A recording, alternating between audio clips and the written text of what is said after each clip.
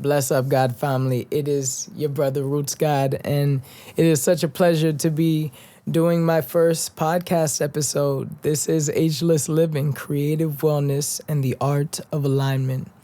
So this actually occurred in such a precarious way because today was supposed to be the first day, and it still is the first day of the 2026 Ma'at Detox. This is January 3rd, and no one showed up today, but that is okay because it inspired me to do something that I've been wanting to do, which is to do a podcast.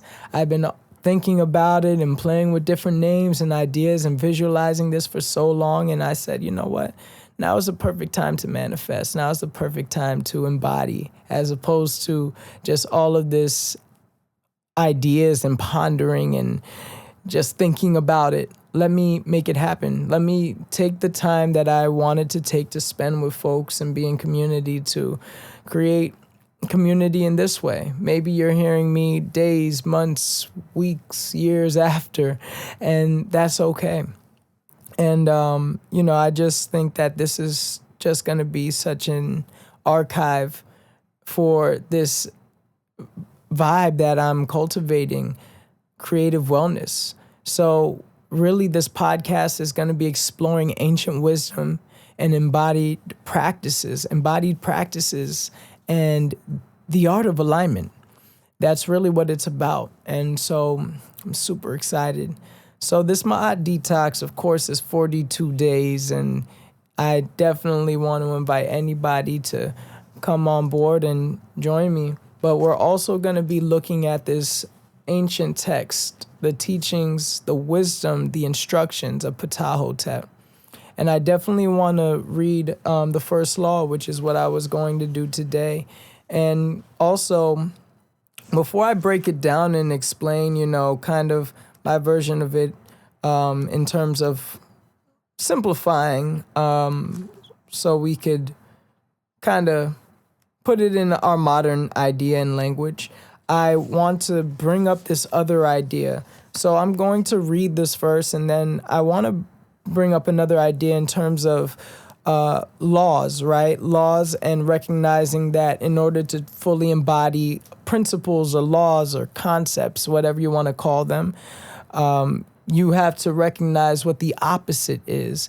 And the reason why I'm talking about that right now is because I had such a powerful conversation with my teacher, Netter Ankh, and we were talking about the idea of recognizing, he really brought up this idea of recognizing that in order to know how to embody a certain law or principle, you have to be aware of its opposite. And I'm going to get into that a little bit because it opened up the door for a powerful conversation.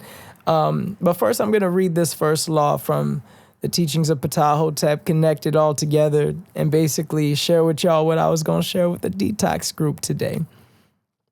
So it states, do not be proud and arrogant with your knowledge.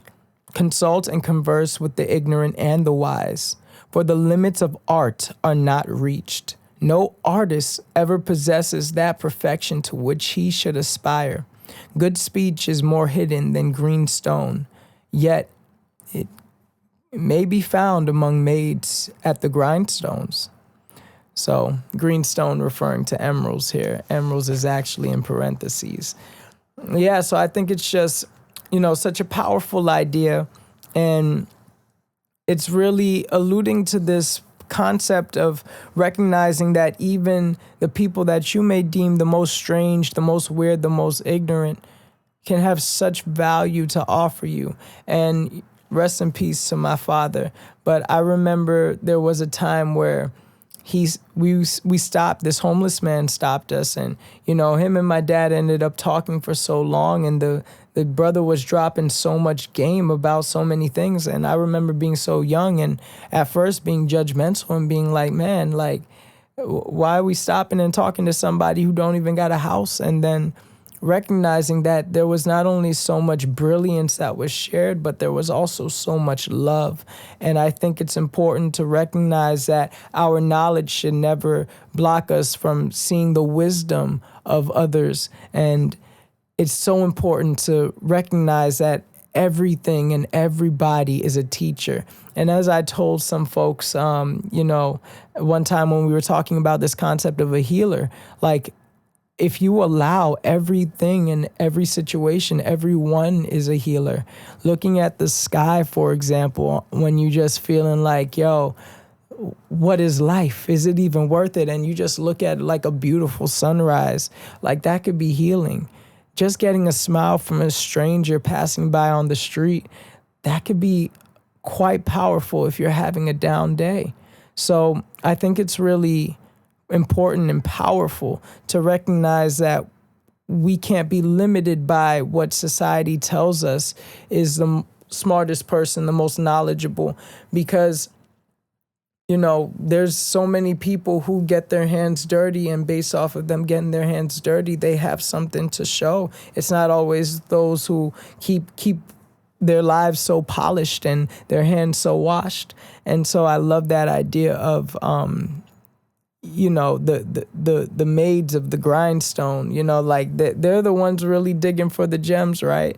So obviously through that, there's so much wisdom that we can learn from people who are doing things that we don't necessarily do, maybe a part of different cultures. It's so powerful. And yeah, I really just honor and value the teachings of Ptahhotep so much. I feel like it's such a way to embed and embody Ma'atic principles as well. And so, I'm really excited to dive into these teachings a little bit more. And definitely, now that it's on the podcast, now that there is a podcast, it'll definitely be a big part of this Ma'at series. So this Ma'at series in 2026 is going to not only go through the teachings of Ma'at, the wisdoms of Ma'at, but also the wisdoms of Ptahhotep, because as you can see, like on my YouTube last year, I pretty much went through all 42 laws and broke them down. I definitely want to go back and revisit them and even watch myself and, just to see, what vibes come up, because there's so much, there's so much growth that can happen in just a day, let alone a year. So here we are, 2026. As somebody told me earlier today, we made it.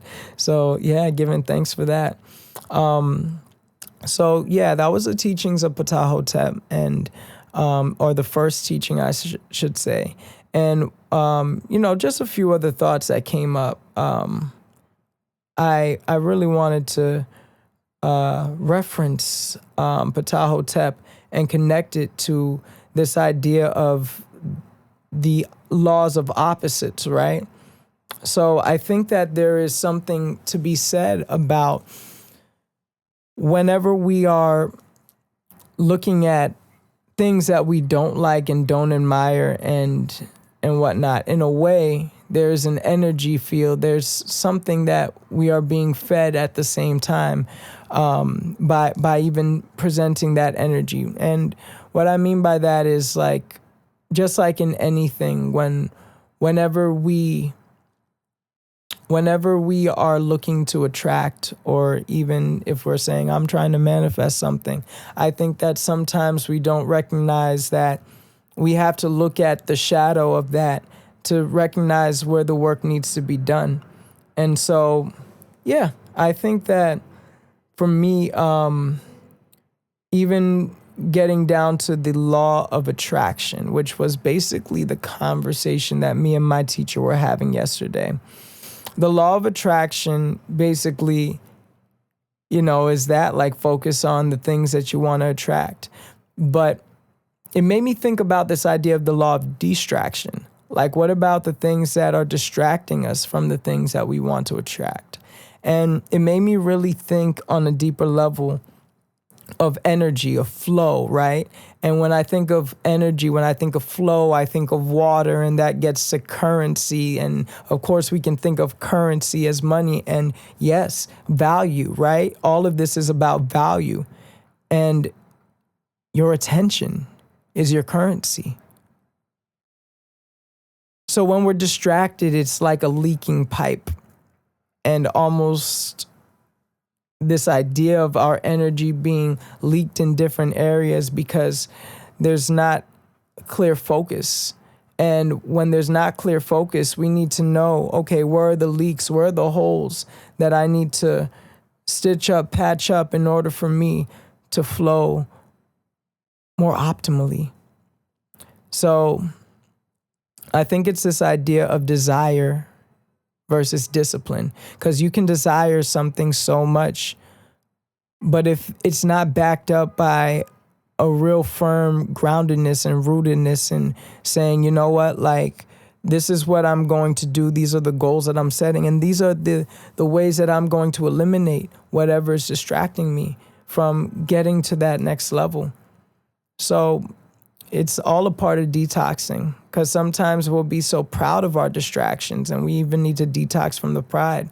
Sometimes a distraction could be the egoic mind, the things that we tell ourselves, and really that is taking us out of our real embodied selves, our most aligned self.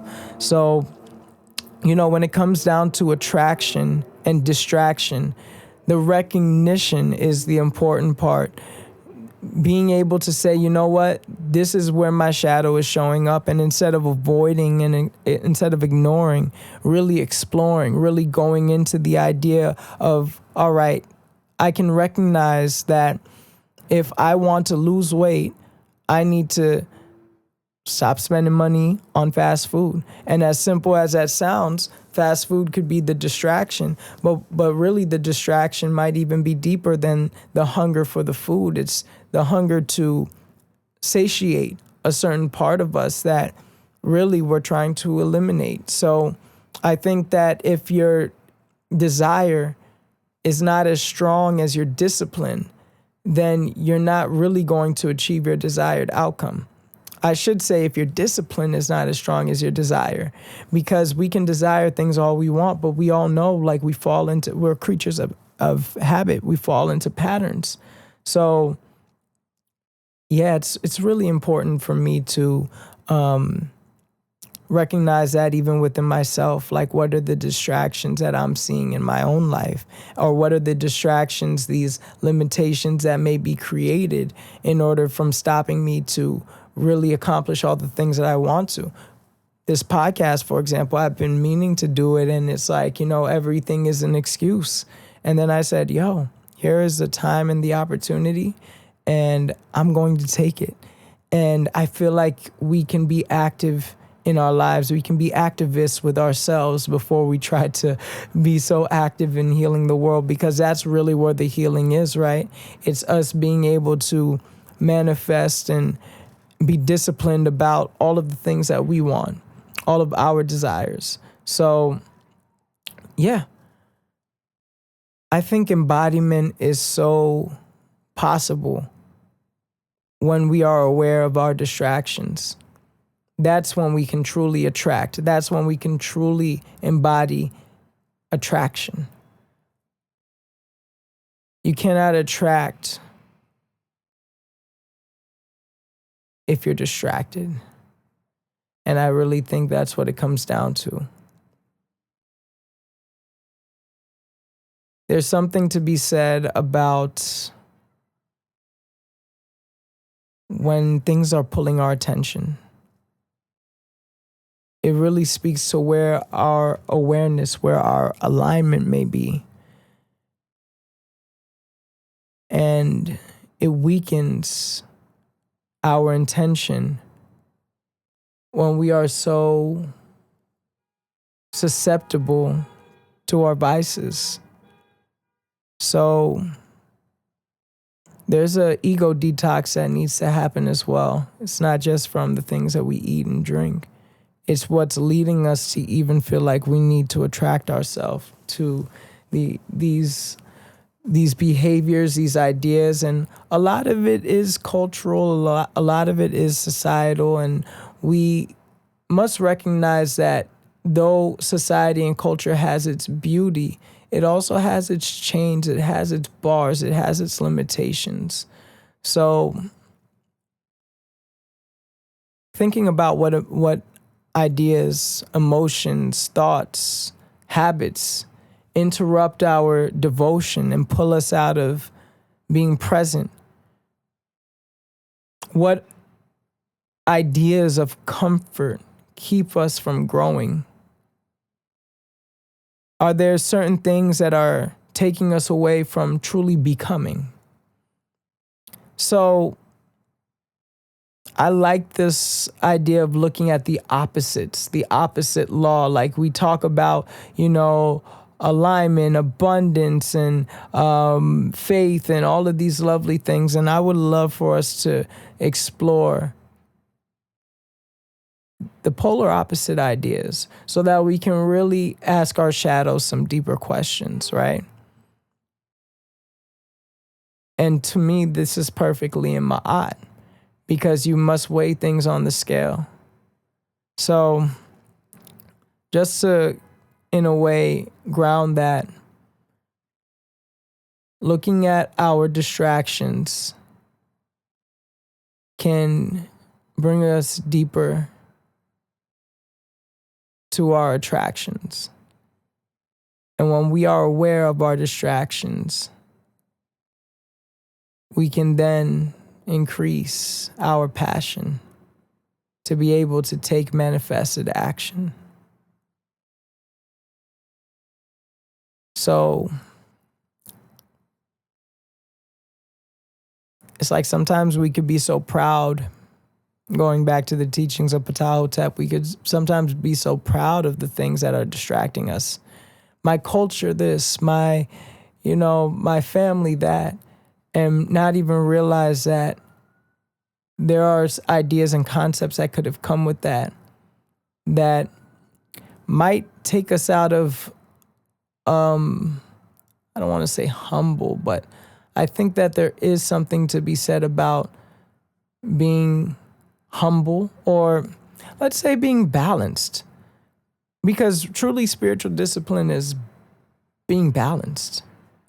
So instead of being so proud of the knowledge that we have and so proud of certain things that may be, once again, taking us out of alignment from the things we're trying to attract, there's something to be said about deeper relation and connection to the shadow. If you believe you already know, and you believe that you've made it and that you've arrived and that you're already evolved, then these two things are going to be hard. It's going to be hard for you to not only listen to people, but it's going to be hard for you to feel like there's something that needs to be dealt with in terms of any type of distraction. So, distraction isn't just about our habits. It's not just about our cell phones and scrolling. Sometimes our ego is one of the deepest distractions from our truth.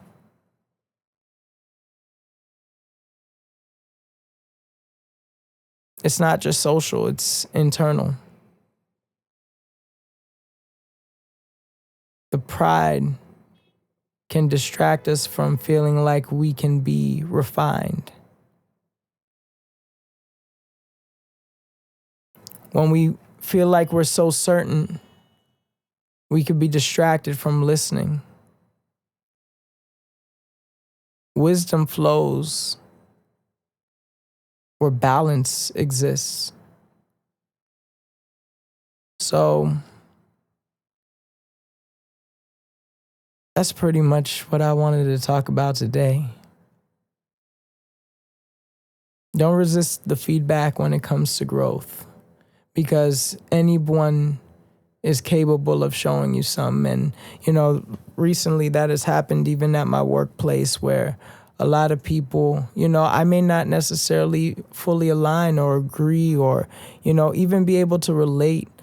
Even in some of my relationships with people outside of that, like in some of my personal relationships, I may not necessarily be able to always hear, but that's not their fault. That's my fault for being closed. And in order to seek truth, we have to reject the idea that we always have to be comfortable. Alignment takes a certain level of discipline, but it also takes a level of being able to go through things that might not always feel good. So this detox is not about purity, it's about clarity. Balance is a true detox.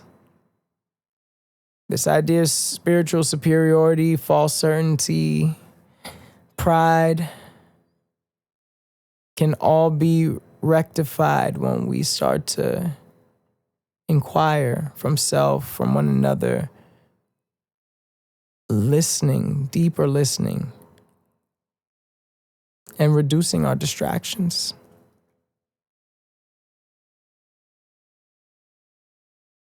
I want y'all to ask yourselves, where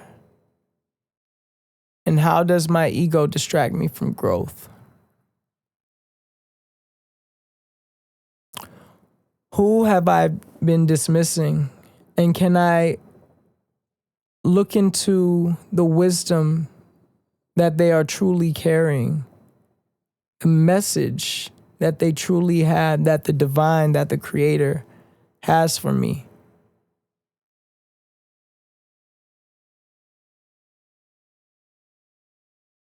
What do I think I already know that needs to be unlearned?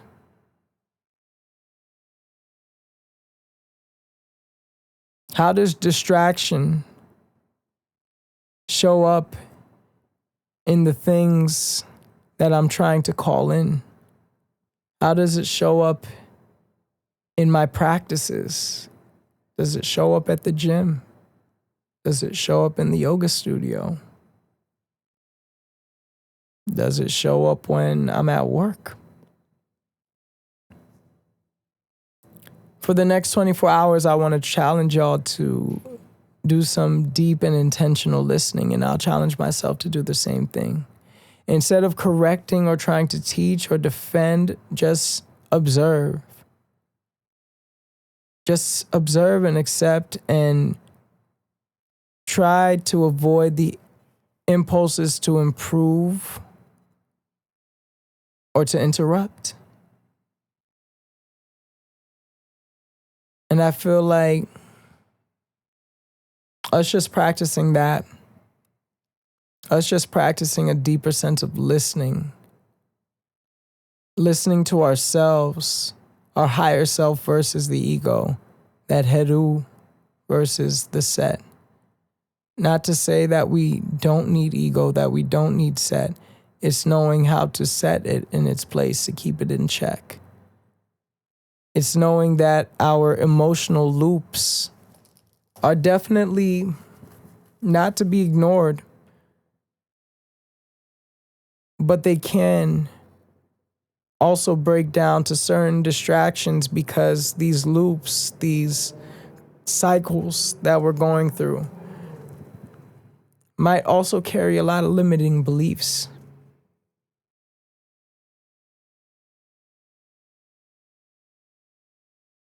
Desire without discipline doesn't work. So, with that being said, y'all, let's just breathe together, taking the deepest breath of the day, taking another sip of air at the top,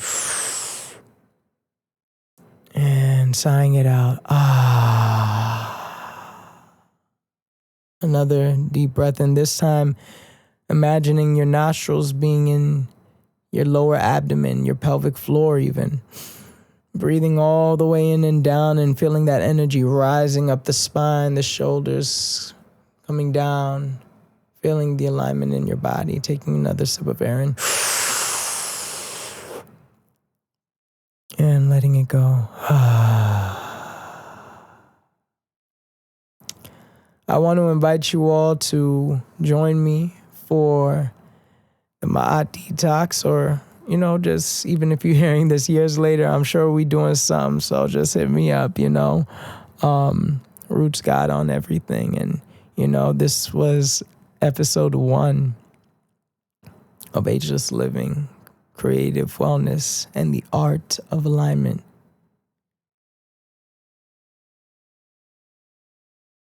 Thank you. Give thanks. Divine love.